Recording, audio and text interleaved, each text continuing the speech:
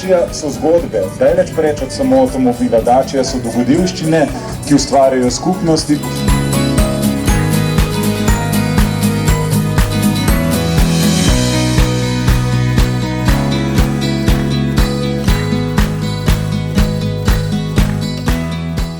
Sandero. Koliko ga imate? Od začetka, ko so začeli delati. 2010.